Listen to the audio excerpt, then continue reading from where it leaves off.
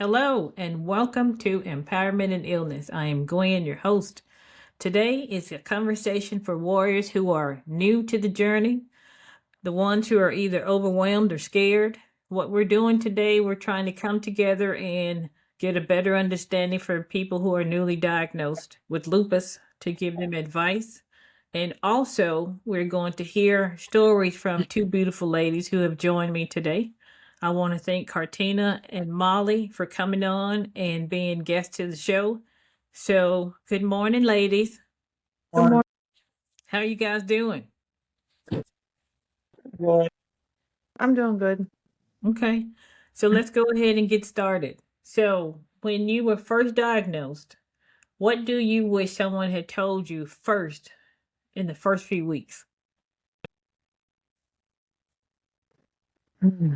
You want to go first, Molly? I'm thinking. Um, I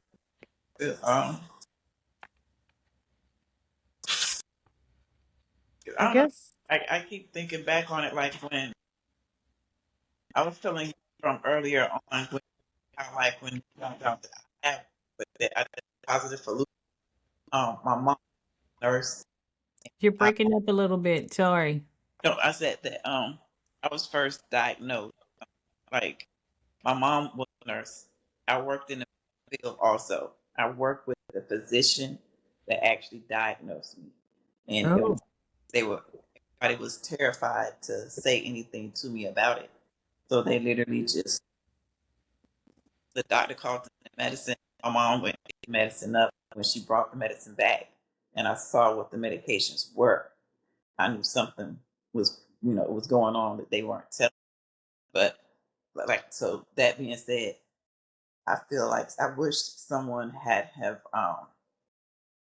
explained like the severity of it because I mean some people literally treat it like like talking about an everyday cold. So I just wish that I would have had that the level of I guess communication open so I can like speak to the necessary people that could that could help me out the most because I really didn't have that. I mean, really just like take this medicine and that's it. You yeah, know. yeah. That's kind of how I was. I went in with a full body rash, and I So was in there for about 4 days before they figured it out that it was lupus. And then they were all like, they were like, "Oh, we're so sorry you have lupus," and I didn't know what lupus was. And they just stressed the importance of sunscreen. right. I thought, okay, I'll have to put sunscreen on the rest of my life. I That, didn't know that I was gonna get SLE and how much impact it is gonna have on the rest of my life. Yeah. I thought it that was just I sun know related. the SLE, and that's why I said nobody, nobody. You know, it was, I didn't know what. I thought I just had a bad rash that Yeah. was causing my hair to fall out. Like no one sat down and explained anything to me. So as the time went on and like you're waking up in the morning with hair and then waking up and going to bed with hair at night and then waking up to the hair being on your pillow. On your pillow. Yes. And I mean, we're not talking about little strands. We're talking about clumps Mm-mm. of hair. Clumps. Yes. Like I literally was in tears when I woke up, and my mom just started combing my hair and brushing my hair, and the more she combed, the more she brushed, the more came out. So she just put a scarf on my head and took me straight to the beauty salon. And the only thing they can do to salvage any kind of hair was to shave my entire head. So Okay. I wish I would have had someone that would have been able to give me, more insight. Yeah, I agree. Mine Mm. was I wanted someone to tell me what it really means. Like, what does it mean to be chronic? What does that mean? I know the definition, but no one said this is going to be with you for the rest of your life. Right. No one told us that. No one said you're going to be in pain for this matter of time, or like no one explained that. And I think if they would have given me a better understanding of what I'm looking at or what I'm going to be looking forward to in the future, I think I would have been better. But since I didn't get it, I was angry. And so Right. that's my next question. What emotion surprised you the most after your diagnosis? Mine was anger. I was just mad. Mad. I was mad for like 2 years. What about you guys? Christina, what about you? Yeah,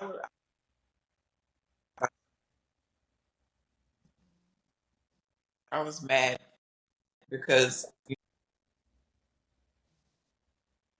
I just felt like they didn't give the tools that I You needed. keep going in and out. Sorry. I said I feel like they didn't give me the tools, proper tools that I needed. You Yep. know, I mean, like coming from like being a black woman, and they say, "Oh, just make sure you keep your sunscreen." This is kind of throwing me because I've never worn sunscreen, and so I didn't take it seriously because I'm like, well, what I need sunscreen for, and I definitely found out later on. Like Mhm. I went out in the sun. I was outside in the sun for basically about 2 hours, and later on that night, I was in the emergency room, swollen, inflamed, joints hurting. I mean, just that little bit of time soaking up those little bit of rays had me in the hospital. So I was mad because I felt like around every turn I wasn't given the proper information. Like when with the steroid, nobody said, oh, you can end up with avascular necrosis for taking, really high doses of steroids for over a certain period of time. That wasn't what I was told. So to me, the steroid was a godsend. To me, that was my lifeline. I can take some steroids and I can get up and go to work and go to school and and I'm good. Nobody told me that fast forward, I'm gonna have to end up with all these joint replacements and stuff because of the steroids. So it was just like I felt like I went into it and I did not have the information that I needed. And a lot of the information I ended up having to find out on my own. Like I went and bought books and I would go on the internet and join like Lupus links where like actual rheumatologists will be there to answer any questions that you might have. Like that's how I found out a lot of my information. But yeah, Wow. I was just mad. I was just mad because I was like, I have to go and find out what's wrong with me every step of the way. Yeah. For me, it's probably the guilt and mostly the level of depression. I've suffered with depression my whole life, but I didn't know that lupus was going to take this much from me, Hmm. and um, that I would get so low that I would need to be hospitalized or thinking about unaliving myself. I was just about to say, do you like ever feel like trying to figure out the right way to put it, like being treated when they treat your depression? Do you ever feel like it's like a cop out, like they're trying to use the fact that you're depressed because you're not feeling good and try to like they say this is why she's feeling this way and just clump everything in one group, and just focus on the depression aspect of it versus the actual illness. Yes, I haven't thought of that, but Because just that's what makes I get a mad good when question. they do that because like they it's like the depression this depression that depression is, and I'm like, okay, I get it, but the question is, why am I depressed? Mm-hmm. You know what I'm saying? Like, don't. I've come to the emergency room not feeling well from my lupus, and they've diagnosed me with depression and sent me home. Really? Never addressed the lupus symptoms or nothing that I'm telling them about. It was diagnosis depression, and that's it. And then they give you pills for it and tell you to see your regular Exactly. doctor. Yeah. And then the one time I was hospitalized early, let's see, it was June. Hmm. They did nothing for my lupus. They didn't even give me my lupus medications. They just put me I've in had there. that problem before too. Wow. So I've they had that just problem put before you in the too. hospital just for depression? Yes. Like they can especially if they feel like you could have the actual will to do something to yourself, they'll put you in. That's happened to me before. Like, Mm. I'm sitting in a room waiting for them to sign discharge papers, and people down from the psych ward floor comes in there like, we want to, want you to stay. Yep. And Wow. yeah, and then the guilt, I think I think we were talking about that. We've all had that problem. Yeah. Guilt and that's what escalates the depression, I feel like. Hmm. My daughter will be like, "Well, all you do is you stay in your room and you don't do anything." And Janelle Right. has to do Right. everything. I'm like, I don't listen. I try not to listen to a kid, but after a while, it just gets on you, Mhm. wears you down. Yeah. Plus, like, their kids, they don't understand, but at the same time, it still hurts. Hmm. It's like, because I've had many a times where one of my kids have said that to me when they've had events to go to, and it's like, I just physically cannot go. I cannot perform at that level. And I just feel like, for me to just show up, just to be there, it really doesn't make any sense. But yeah, it definitely will leave you, feeling depressed, and just feeling like, I don't know, almost like you're broken, or like, you're not adequate as a parent or something. Exactly. Yeah. But it's just like I just said, I physically cannot do it. Like, my son used to be on a golf team. I mean, this is not like regular sports where there's bleachers and all that kind of stuff to sit down on. You're literally following them from putt to putt, hole to hole. And if it's already 99 degrees outside with a heat index of 104, and then I'm supposed to stand for 3, 4, 5, 6 hours, it's like, I physically cannot do that. No. Yeah, there are times when my daughter had swim meets and they're outside. And you have to sit in the car You have to to stay out of the sun. they well, we had a tent. We had a tent. We had to bring like lawn chairs and you trying to bring water and everything trying to make sure that you're there to support, but Right. you also got to make sure that you can't stay in the sun too long. Hmm. So, yeah, we always having to do workarounds and Yeah. try to make Now, sure that we're there. this is a little off topic, but I learned that even with tents and umbrellas, the UV rays can Yeah, get. that's why I said, when I said Oh, waiting in the you're car. right. You're still That's what I getting said, it. when you wait in the Yeah. car, because even sometimes the tents aren't. You know what I'm saying? Like, the heat index alone can still mess you up. So I cannot tell you the number of activities I had to watch from inside of the car, because I'm able to sit. I have the AC on. You know, but yeah, Plus vampires, right? Mhm. We can be outside at night, but Yeah, yeah, yeah, we you're can't right. be in the sun.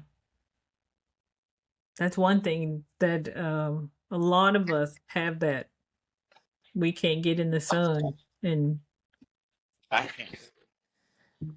so, Bro.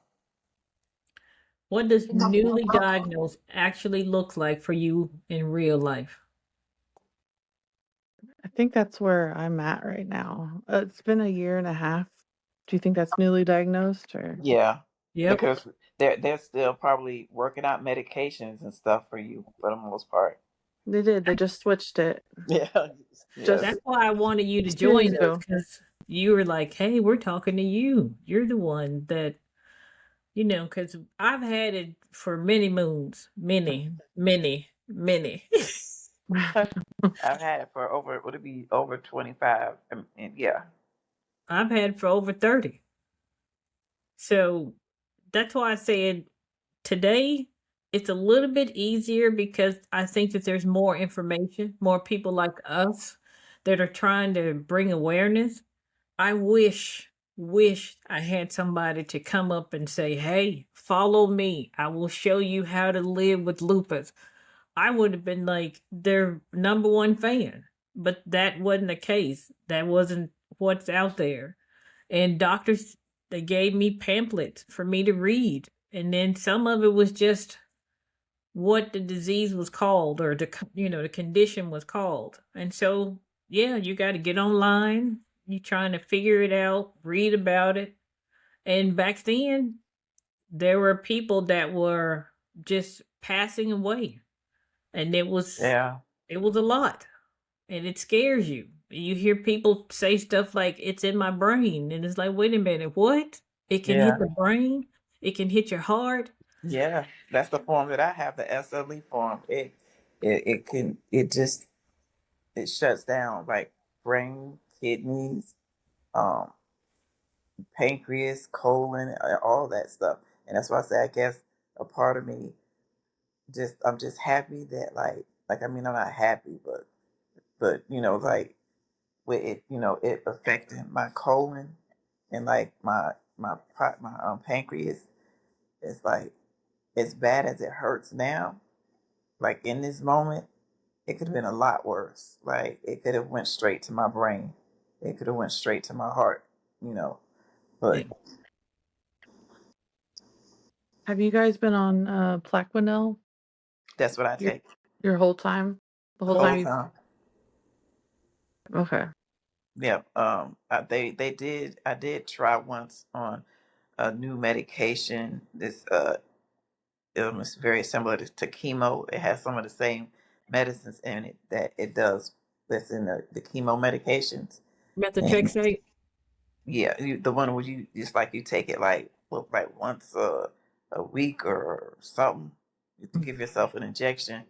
That's what I'm But it had me throwing up, and it had my hair falling out and everything just because it's chemo medicine. Yep. And Was I it just Benlista?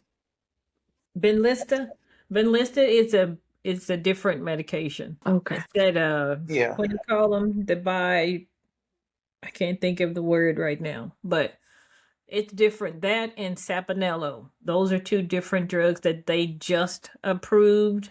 Mm-hmm. So those are So still somewhat fairly new to us. But I've heard things about Benlysta and Sapinello. For some people, it has worked. I've tried Benlysta and it didn't really do anything for me. So I've never tried Sapinello though. But is that the medication that you're on? You mentioned Plaquenil or hydroxychloroquine.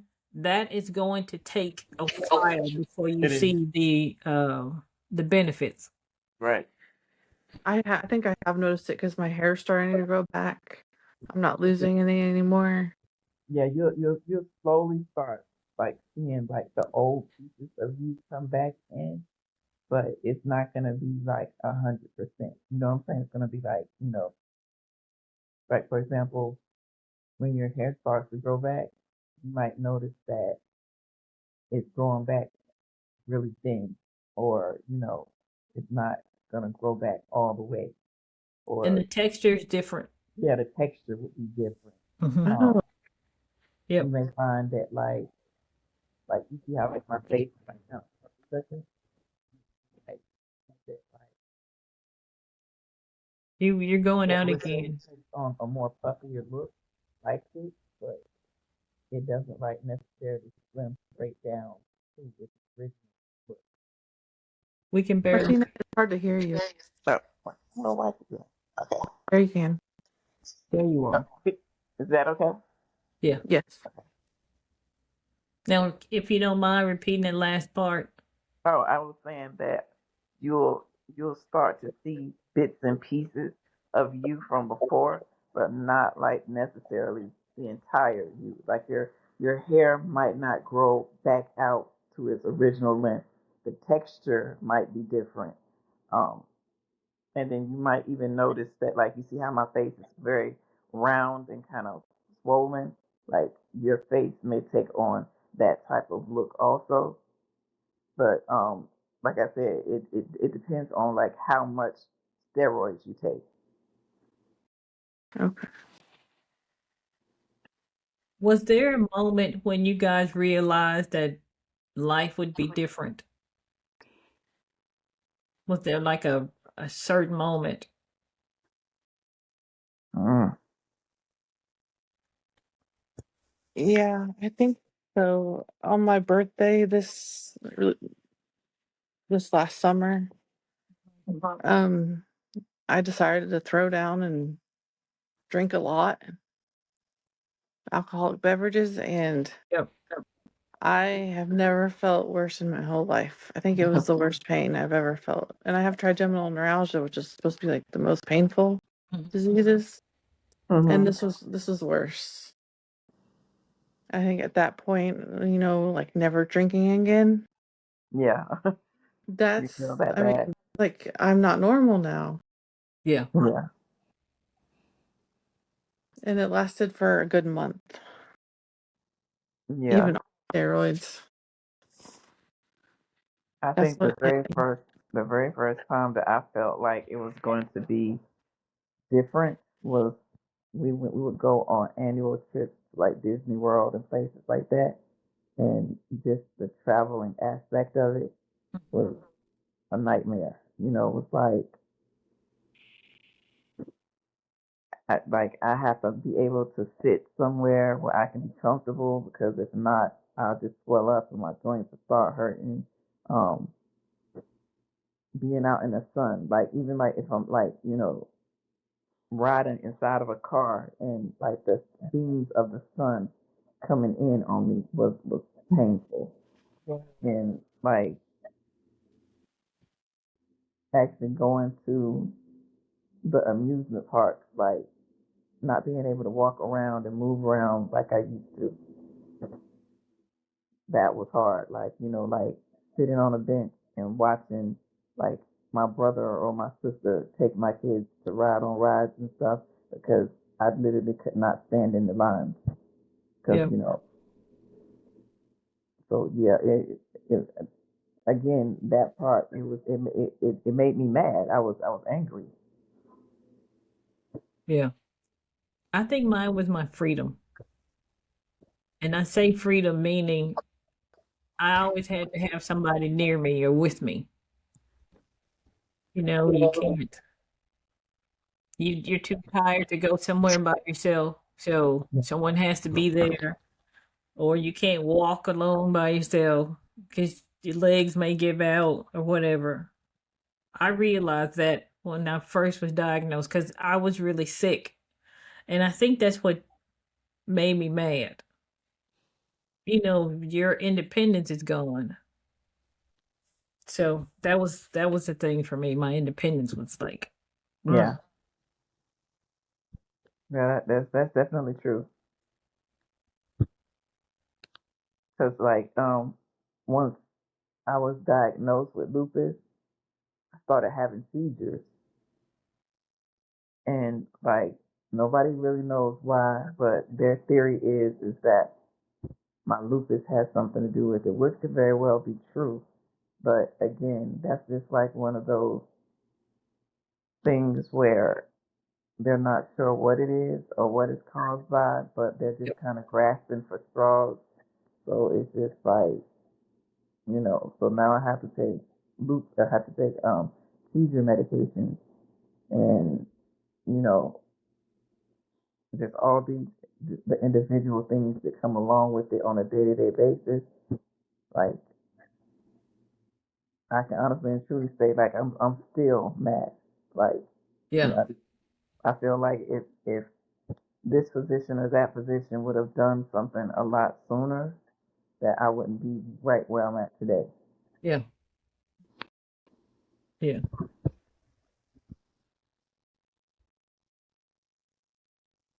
We've talked about this, so I'm gonna ask this question.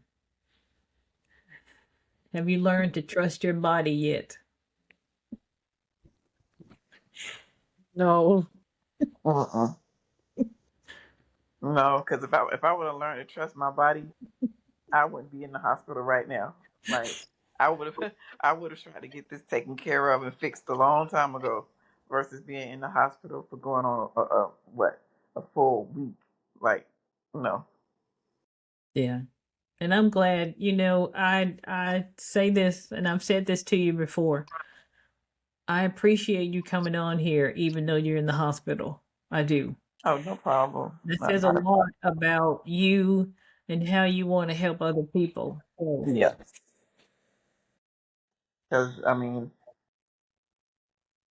if I think if I would have had the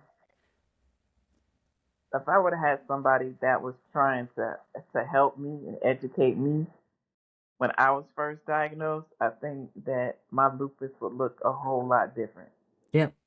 You know, if I would have had somebody to stand in and say, okay, I know this prednisone medication seems like, the most amazing, medication in the world, but don't take a whole bunch of it or take it for so long, because it could cause this problem or that problem or this problem or that problem. Like nobody explained it to me, and here I sit today with two hip replacements, a knee replacement, a shoulder replacement, and needing to have an elbow replacement. Oh my gosh. Yeah. She's bionic. I am too. Yeah, and then when you sit down and think about the fact that I'm 51 years old, they started doing these surgeries on me when I was like in my late 20s. Mm-hmm. So what is that going to look like for me in my 60s or 70s? You know what I'm saying? Yeah. Like my joints Yeah. are going to be shot. Yeah. Or if you develop osteoporosis because Hmm. you've been on steroids for so long. That's And true. then, when they list the side effects, I don't remember avascular necrosis being listed Me either. because no one explained that one. And No. that one, yeah, when your body is breaking down, right? It doesn't get the blood to your joints. Think about that. And it's literally starting to just eat away at itself and Yeah, just turn brittle. just yeah. And so then here we are with surgeries, replacing. Lots of them. Thank you for this advice. I Mhm. have no idea. No, yeah, I mean, like, don't get me wrong. Steroids is an amazing drug, and like, if you ever have a flare up or whatever, like a really bad flare up, they will give you, the steroids and the decadrons and all that kind of stuff, and it's okay to take, for a period of time. But like Yeah. how they were giving it to me, it was like I Um, was taking like 80, 90, 100 milligrams or more of steroids yep. every day, and now then take under consideration that I take that type of medication strength every day, and then I've taken it for a year. Wow. Mhm. Like nobody sat down and explained any of that to me at any point. So you think like the Medrol pack when there's a flare, you know Hmm. what those are? Yeah. Yes, the Okay. Metro dose packs, the step down Yes. dosage is what they call it. Yeah, Yeah. Yeah. I take those when I'm in a flare if I can't right, get out of it. So right. are you taking steroids on a normal basis? Yes, I have in the beginning. Like I But was just taking 60. I Mm-hmm. took it for about 4 or 5 months, and it Hmm. gave me the Cushing's like Right, symptoms. right, So they took me off of it. okay. That's to me, steroids can be your friend and it can be your enemy. I right. love it. Yeah. Because like she said, if it's a flare, yeah, it'll knock it out quick. But back then, I don't know if they didn't have enough options Information. for us, but they gave steroids out a lot, and so for a lot of people who took it, and that's what they did. That's just the prescription that they gave us. That and Plaquenil or hydroxychloroquine. That's what they gave us, and so we had to deal with that. Such high doses. Exactly. I don't. But I just didn't. Like I said, when I was first diagnosed, like I said, I could take up to 100 milligrams of worth of steroids a day. Yeah, that's Like a lot. it is. That's a whole lot. And then it does damage to your system, like Mm-hmm. she said. Yeah, I know. When when everything came to a head for me, I was working at the hospital in the day surgery department, and I would have to come in and open, so I have to be here at 3 o'clock in the morning, and it would be just me and one other guy that does valet, and so I parked in the parking garage. Like this particular day, I was hurting really bad. I parked in the parking garage, and I went to go walk across the garage to go down the stairs because the elevator wasn't working, and my entire hip just gave out. So basically, what had happened was, um, they would call it brittle bone, Yep. but basically, what happened was the bone itself, because it had died from not having any blood flow to it, it literally just turned to powder. Wow. Wow. And So that's from I steroids. right, and I just went down like a sack of potatoes, and what was it was like what the area that I fell at went down at. There were no cameras in that area. So it was like I could see the camera, but I was off to the side. The camera couldn't see me. And so I spent about 20 minutes like chucking stuff out of my purse at the camera, hoping that one of the security officers would be like, "Why is there a shoe coming off across the screen?" Wow. And because they were talking 3 o'clock in the morning. Like nobody's looking for me. Nobody knows that I'm Hmm. missing or whatever. And the guy that does valet, when he got there, he noticed that I wasn't there, and then so he actually went to the parking garage and he saw my car, but he didn't see me. And for whatever reason, he turned around to leave, but then he came back and he literally was going from each level, going from level to level, level to level, and he found me in the stairwell. And so Wow. he called for because like I said I worked at the hospital, so they just got a stretcher and came to the back of the garage, and they took me from the stretcher over to the OR. Wow. So it was like like when I think about stuff like that, I'm still mad, because I'm like they knew what AVAX necrosis was. They knew what this was. They know how and what it can do. Hmm. And they are still giving this medicine out like candy, having people taking it. And, we don't really know what's in this stuff. Yeah.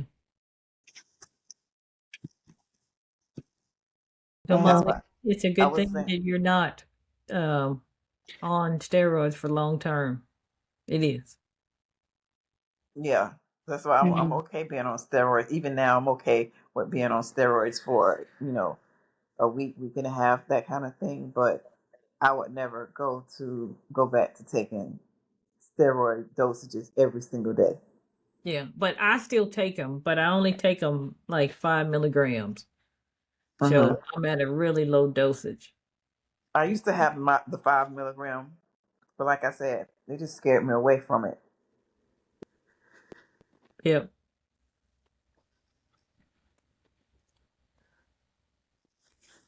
So if you hear some snoring, It's my dog right below me. So, how do your friends and family, how did they handle your diagnosis? I know you mentioned a little bit earlier, Molly, but did you lose friends or have you Um, lost friends since you're just a year and a half in it? yeah, I just don't. I kind of ghosted them. I don't hang out with them, and I think they're okay with that. Yeah, yeah. When I'm ready, I they'll just be had to get there. I had to get to a point where my friends where I just told them, I said, listen, with this lupus, it has me feeling crazy. I feel terrible. If y'all ever have any questions that y'all want to ask me about pertaining to it and things of that nature, I was like, but if you notice that I'm not showing up to go out for drinks or whatever, I was like, it's not that I'm trying to be antisocial or Yeah. trying to be mean or anything. It's just that this lupus is no joke, so and I think for the most part they understand, but it definitely does change the dynamic because like you do have some friends that just want to constantly get out and just go go go go go, and I can't do that. Right. Yeah. And because I can't do that, they start to feel some type of way and take it personally, and I'm like, it's not personal, it's just that I know my body limitations, and if I don't know my body's limitations, I need to sit with my body and figure out what those limitations are, so that I will can act accordingly next time. Yep. You're supposed to listen to your body because Even it. at family events, I'm the one. Everybody standing up, and I go grab a chair like like I'm an elder. Listen, let me But tell you a story. I'm gonna tell you a story. My cousin got married a couple of years back, right? My cousin got married, and I was supposed to be the matron of honor, but when they saw how puffy and swollen I was, that changed quick. oh, I was demoted and ended up being a bridesmaid, which I'm fine with. It was never that serious for me. But like I can remember being in the wedding, standing up there and feeling like I'm about to pass out. And my uncle had to go and get a chair in the middle of the service of them doing vows and everything. He had to go get a chair, and they had to set the chair up all nice and neat so I could sit in the chair, and the pictures and everything still come out, decent looking. But I was the only one in a chair. Um, and I felt like somebody's old great great grandmama. mm, Um, I mean, just like little stuff like that you have to tweak and kind of change up. Like I was literally the only one that could not stand Yeah. when they went to introduce the bridal party or whatever. It was like I was already inside sitting down because I couldn't be up. Yeah. And Molly, you said that you felt like an elder. yes. I'm sorry you went through that. I mean, it Yeah, makes that's me why feel I so said, much let me better tell her that I'm about not the this only because one. Yeah. yeah, Yeah. because you when I tell you I felt like somebody's old behind grandmama at that wedding. Mm-hmm. Yeah. I don't know if people get it. I'm always worried about like, do they think I'm being a wimp? Because I grew up being the athlete of the family and like never giving up and always pushing myself. Yeah. Right, But I don't want to flop in front of all these people and right. pass out on the floor. Do you guys use any aid like a cane, a walker, I or have it, but like a little grabber. I have this thing that I call it a grabber. hmm So help you reach things. It is the best. It is the best. Ooh. I have them, but I would never take them outside in public, and you would never ever ever see me like using it. But I What? have it. Like, I use it at home. I Okay, use like, my cane. I use my walker. I use my grabber. I use whatever I can. I have the plaque, ADA plaque. So when I mhm. drive and I park, I call it elite parking. I take advantage. Look, I take advantage of all of my accessories and I smile. People look at you. They talk about you. But They remember, do? I don't care. I don't give a flip flop. That's what I say. So yeah, I use them. I don't, and I know a lot of people, especially young people, they don't want to use them because you don't want to feel like you're 80 years old. Yeah, But decorate it, put some Hmm. jewels on it, yeah, that's true. wrap it up, color it. I mean, I took my cane goes with me everywhere because I don't know when my hips are not gonna work or my knee. You That's know, I don't know when it'll give out. It has done that. that is very true. You never ever ever know. Yep. So Molly, you haven't had those experiences, but don't worry about what people think. Worry about what you think. You're the Okay. captain of your ship, and everybody else, what they say and how they feel. Mm-mm, mm-mm. You got Okay. enough stuff to deal with on your own. Because, in my opinion, if someone said something bad about you, I'll use this as an example. One day, my daughter came home and she was crying, and she said that some little boy called her a hobo.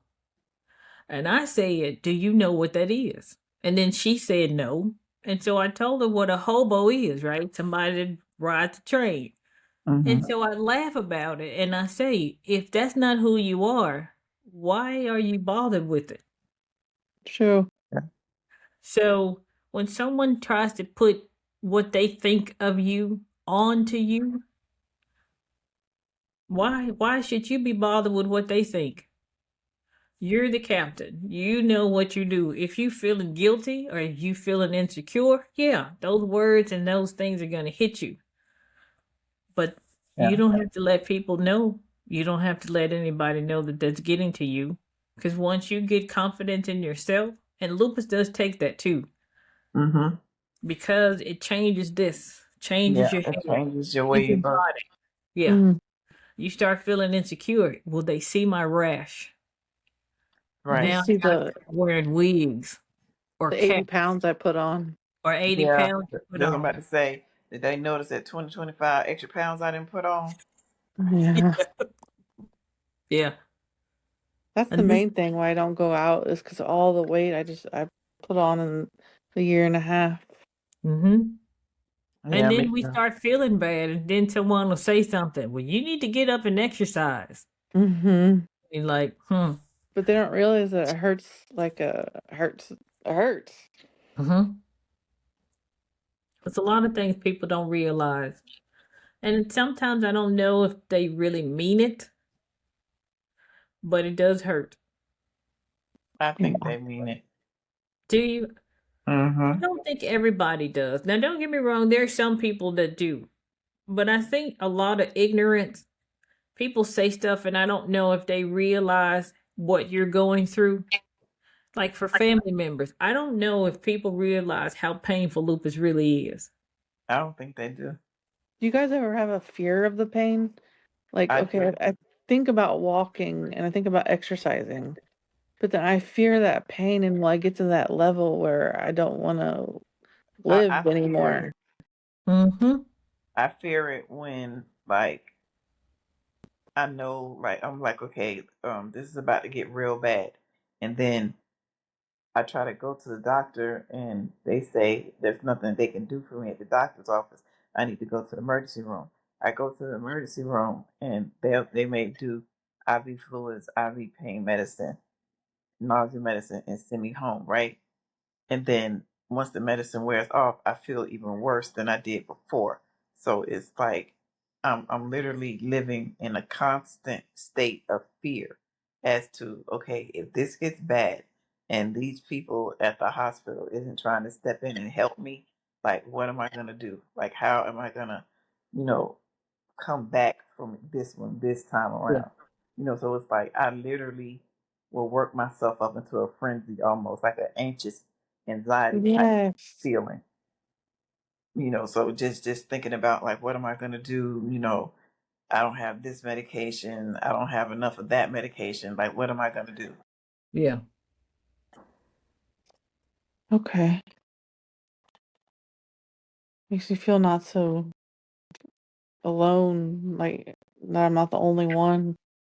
Oh no, definitely not. Like we always say that no one lupus patient has the same exact identical symptoms, Right. and not all of us, because I mean there's some people that have lupus that have said that they've never had a lupus rash, or they never had this, or they never had that. Like I was seeing on TikTok once where a lot of people with lupus, like I don't know what it's called, but the palm of their hand would like be completely like sweaty Mm-hmm.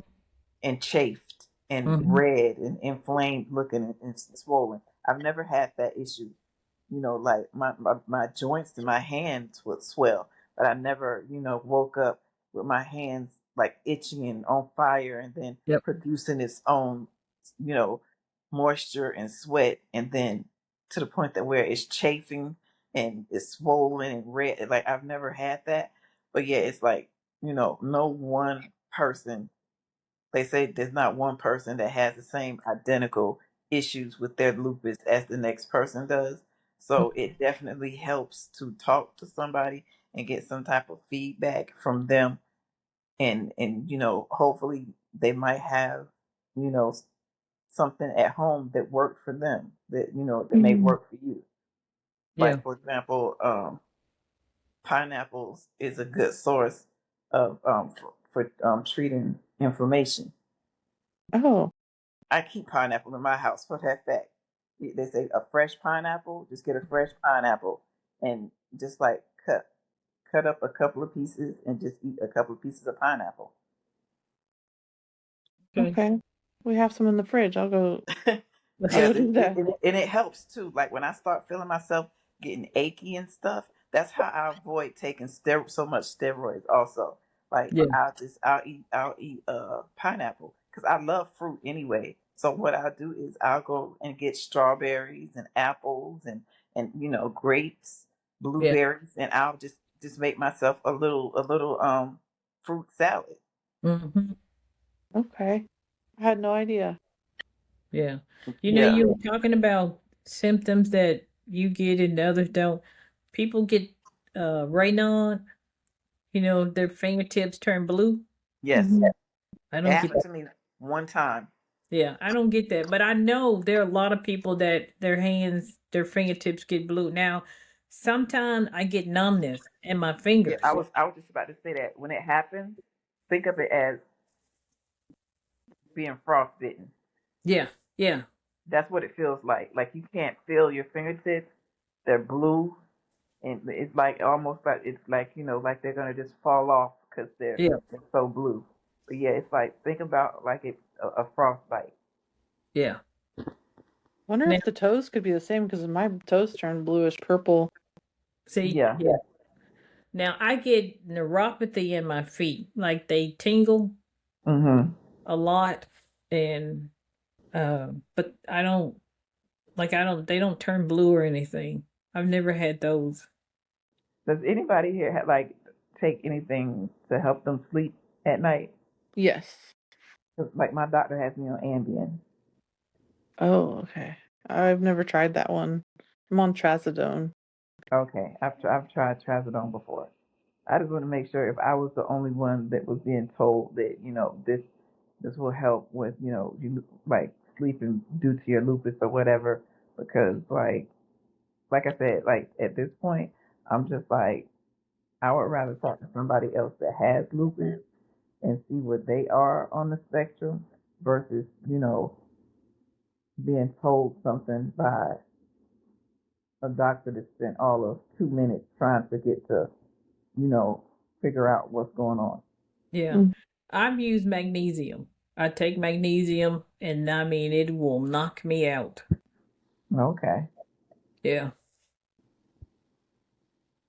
So we've been on here for a minute, but I wanted to ask you guys, what does empowerment in illness mean to you? Ooh, I mean, becoming stronger through not diversity, adversity. Okay. yeah. For me, just like honestly, like this right here is just empowerment for me.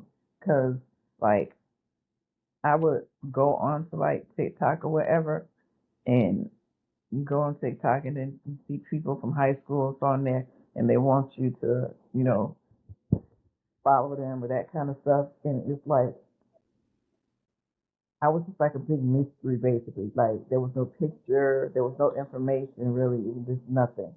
Yeah. Um, and it was because I was so like stuck on like how I look, how I look on the outside, Yeah. and then for whatever reason I was on, and then I kept seeing your page come up when, so I said I'm gonna follow her, so, and then the next time I was on, I had at least put up a picture,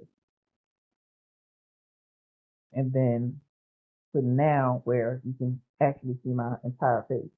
Yeah. So just that alone is just like empowering to me. Like, like when I go onto TikTok now and like in my algorithm, in my algorithms, I see, people that have lupus, that have MS, that have, you know, rheumatoid arthritis, that have all types of chronic illness, Yep.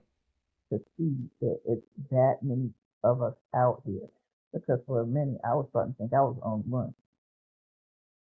And, just and then seeing them ask questions because they didn't understand certain things or whatever, Yeah. it would be something that I could relate to and can, give advice to or whatever. And then they Mm. would reach back out and say, "Oh, thank you so much for that." You know, this entire platform is empowering. Hmm. Thank you. Well, ladies, I do want to thank you guys for coming on and hanging out.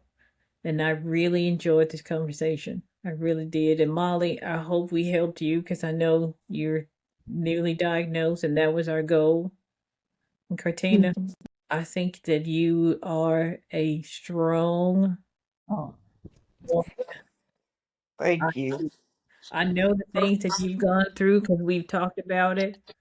And um, I mean, I am in awe of people like you who, no matter what you're going through, you're still Mhm. trying to help somebody else. You're trying to bring awareness. And like again, I say, you're in the hospital, and I appreciate you coming on here. Not a Off problem. the bed. Not a problem. So yeah, and just make sure that you guys stay in touch. I Mm. will. So we good.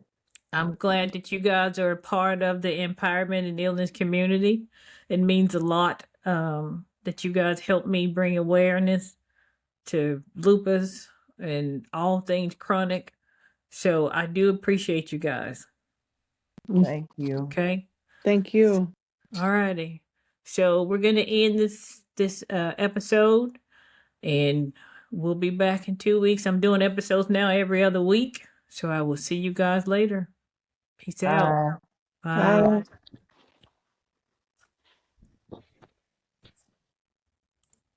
Before we leave, I would like to close with a special portion of the show I call Healing Heartbeats. This is where we allow ourselves to wallow in sorrow. Give yourself 3 minutes to laugh, cry, scream, cuss, or just sit in silence. Whatever you need to do to feel it, do it. Let the depression in for only 3 minutes. Once you reach 3 minutes, compartmentalize it and get back to living. This is a rinse and repeat behavior. You cannot let depression take over because when it does, it will not let go. When you hear about the passing of someone, they have the day they were born and the day they pass away. There is a dash in the middle. Not a long line, but a short dash. That dash represents your life. Go live in spite of having a chronic illness. Don't let your condition stop you. Again, I want to thank Cartina and Molly for being our first guests in the new year. We promise to bring more awareness and advocacy this season. Remember, you have the strength, the heart, and the support to continue your journey. Be safe.